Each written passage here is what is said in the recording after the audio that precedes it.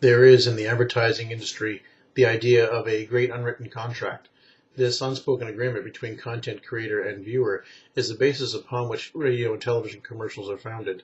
The idea is that the content creator will offer up information or entertainment in exchange for 30 seconds of the viewer's time. And perhaps the viewer will reward the creator by purchasing the product or the service that they were advertising. When I noticed the shift in YouTube from being simply a clearinghouse for people's videos to the actual emergence of creative content, I wondered if there was a similar process that was happening here, an unspoken agreement between YouTuber and viewer, where the viewers were looking to be entertained or informed or infotained or perhaps aroused in exchange for ratings, subscriptions, or comments. So I set about trying to test whether or not there was this unwritten contract, one that suggested that in exchange for entertainment or information, the YouTuber would be rewarded. Conversely, failure to meet the terms of the unwritten contract would result in commentary or lack of subscriptions, or in what I was looking for was actually haters. So I set about trying to violate these terms that weren't actually written. And that was the basis upon some of my original videos, which is a bit of a tangent. I do tend to go off on tangents. Why do I do that? My idea was that I could violate the terms of this unwritten agreement by failing to produce videos that met the expectations of the viewer.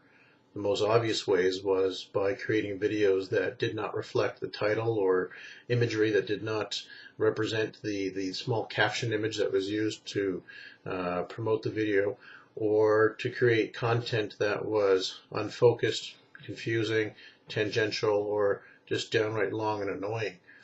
And it seems to have worked. The worst case in terms of being able to create a video that did not meet the unconscious expectations of the viewer was the PrankNet video that I did. And it was the one that elicited my most numerous responses, and most of the haters as well.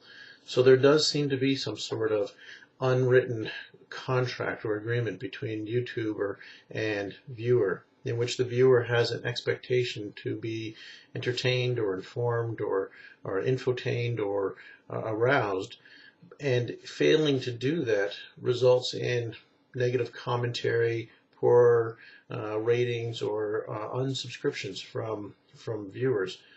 The interesting thing here is that unlike television and radio, in which the unwritten contract is fairly implied, this does not seem to be the same basis for YouTube.